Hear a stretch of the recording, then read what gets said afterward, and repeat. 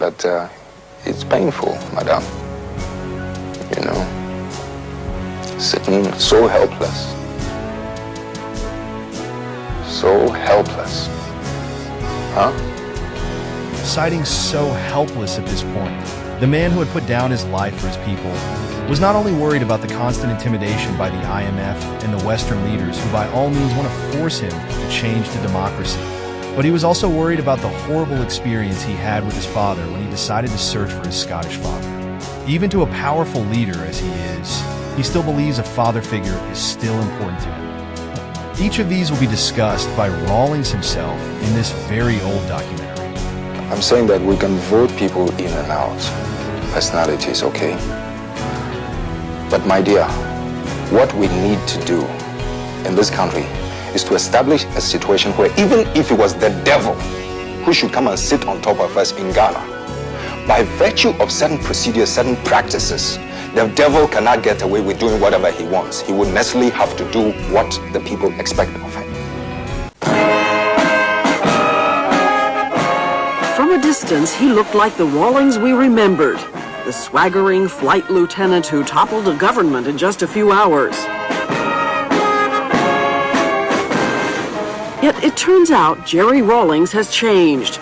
It's one thing to seize power in the third world, quite another to govern a small African country when you're dependent on aid from the big countries, and the big countries make the rules. Africa finds herself in a catch-22 situation, you see.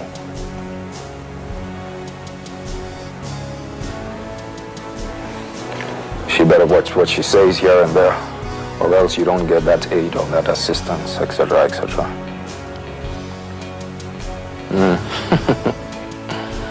What kind of blackmail is this? But this is another fact of the things you people don't know and don't see. And it's a painful thing for me sitting here to have to be making such admissions. But these are some of the truths, the hard facts, my dear. You know? The hard facts are, 5 years ago, Rawlings, the idealistic revolutionary, thought Ghana would take charge of her own destiny. His countrymen would work hard and catch up with the West in record time.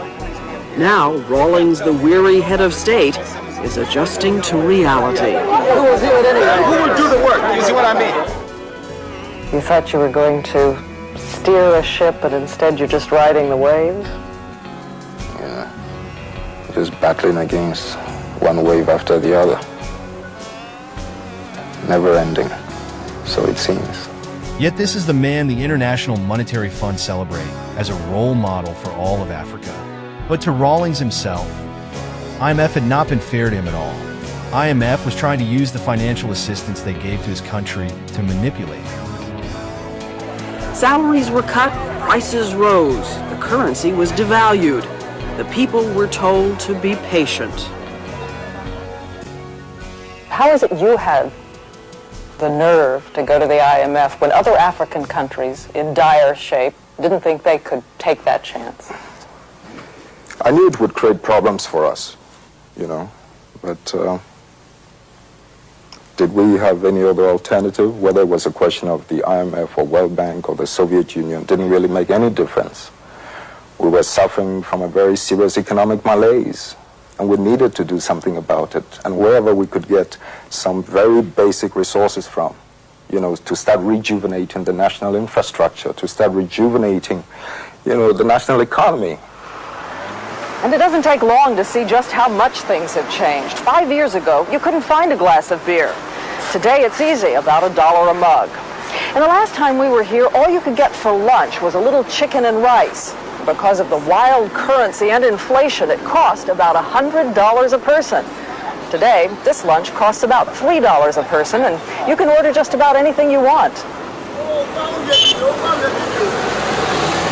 Today, there are traffic jams, and some of those cars are Mercedes. 5 years ago, people didn't drive much because you had to wait so long in the fuel line. And today, there's a brand new East German train which takes customers to the market at Kumasi, where the boisterous market mammies, that's what they call them in Ghana, Get ready to bargain and trade. 5 years ago, food in this market was so scarce, many of the people we see here were starving. Not only is the market bustling, but the gold mines are working again. Ghana has the richest reserve in all of Africa. And cocoa, that staple of the Ghanaian economy, is back in production at twice the levels it was before. It's all part of the rising economic tide in Ghana. The problem is, in a poor country, a rising tide doesn't lift many boats. People still don't have money in their pockets to buy the things that are now in the stores. Yeah, that's true. Or else I'll hold you responsible. Huh? And that's why Jerry Rawlings is so angry and disappointed. 5 years ago, when he agreed to the IMF plan, he thought Western investors would rush in to help him raise the standard of living, with jobs for his people and a chance to buy Western technology at low prices. But it didn't happen, and now he thinks the big countries will only give enough to keep African countries on a leash, not enough to help a country like Ghana catch up. Let's see something better next year. Probably the end of this year. Thank you very much. Yeah. So if at the end of the day I have a meal to eat, 3 meals, you think I can go to sleep and feel at ease with the world? Is that what happens to you? You know? Is that what happens to Reagan, to the rest of you people in the US, in other parts of Europe? Maybe I should be asking the same question of Gorbachev too. Some of you are in a position to do something about it. Rawlings lives in a place that looks as melancholy as his mood these days. A national monument called the Castle, where he has 2 small, rundown rooms near his office. Once a week, he visits his wife and 4 children at their suburban home nearby. He seems less a prince than a prisoner. That was very recent. And this complex man is made even more so by his mixed blood. Rawlings is the only half-black, half-white leader of an African nation. His father was Scottish, his mother Ghanaian. His father abandoned his black family and went back to Scotland. And when Rawlings went there to meet him, his father refused. So I grew up under very tough conditions. You mean your father left? My mother is the only one, who looked after us, my brother and I. And it wasn't easy on her. See? And then when you went to see your father,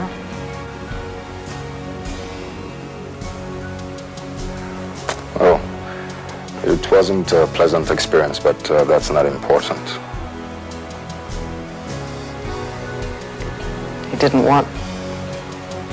he didn't want to acknowledge it, didn't want to acknowledge his son. That has to be important, doesn't it? Well, at least what's important is I will not do the same thing, and I wouldn't want to see anybody go through the same kind of neglect. But it's painful, madam. Sitting so helpless. So helpless. Huh? We followed the restless flight lieutenant 8 hours up a dirt road into a region called the Afram Plains. The farmers here could only modernize. It could be one of the great bread baskets in Africa. Bye-bye. Yeah.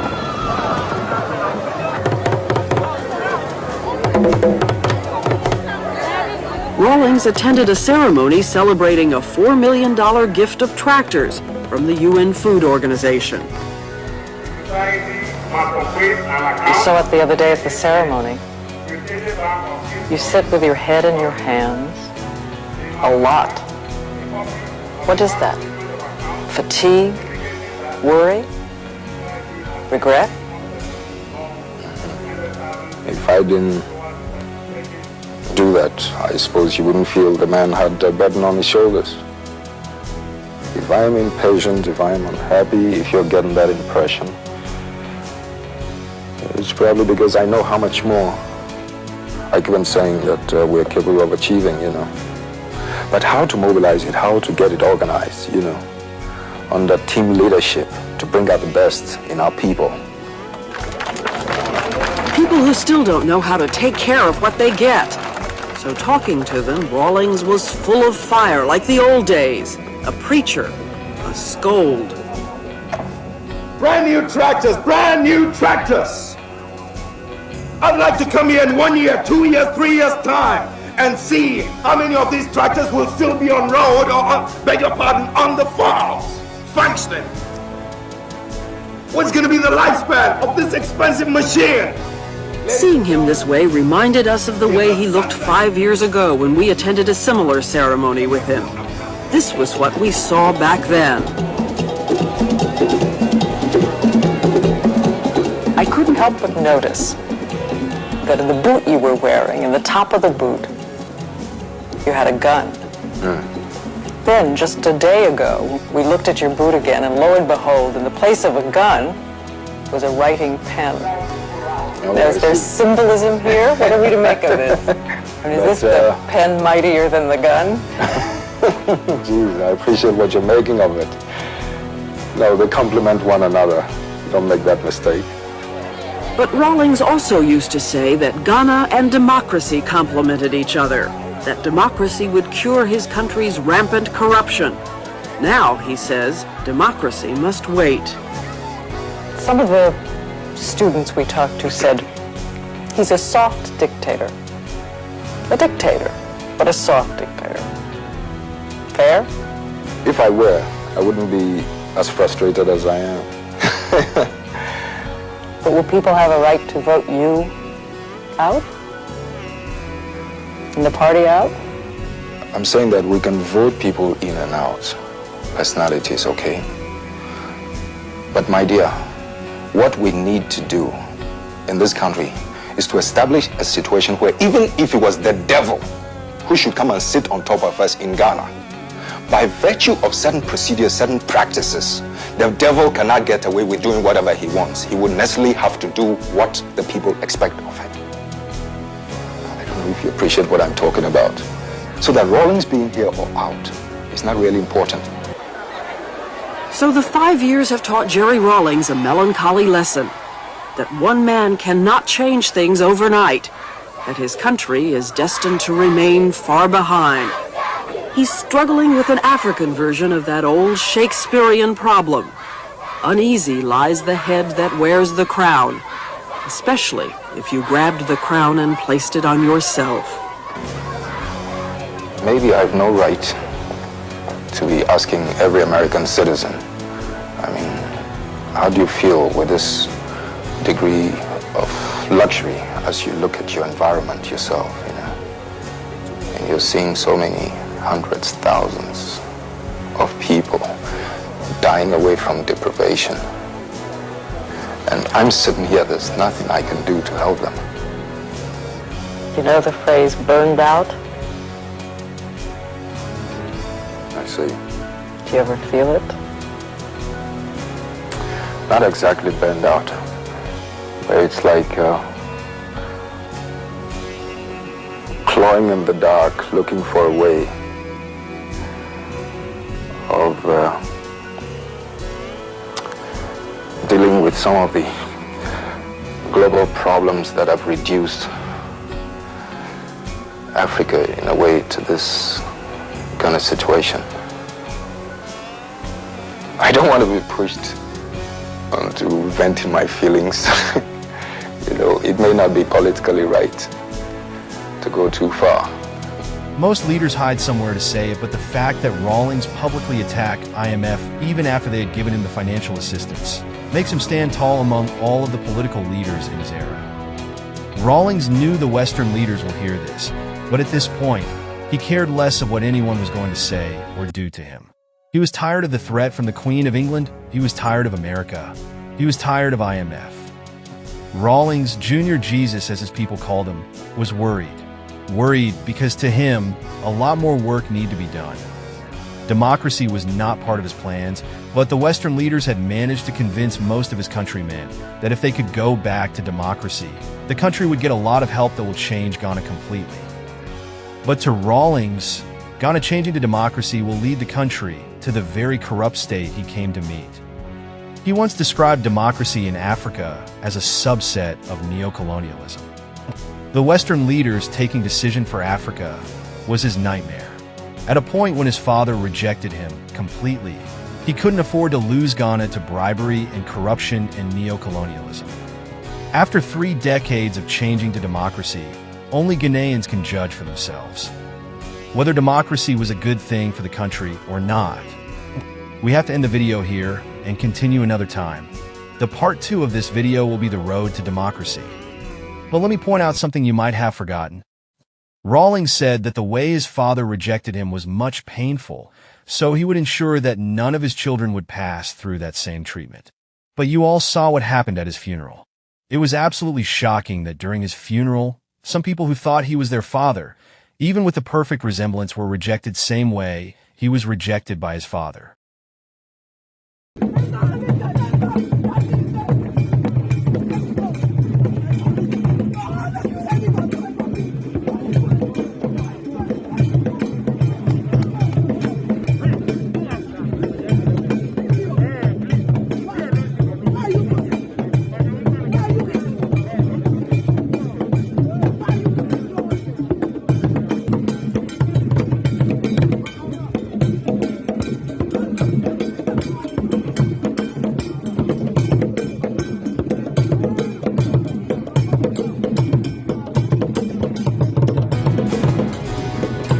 It is a lesson to all of us.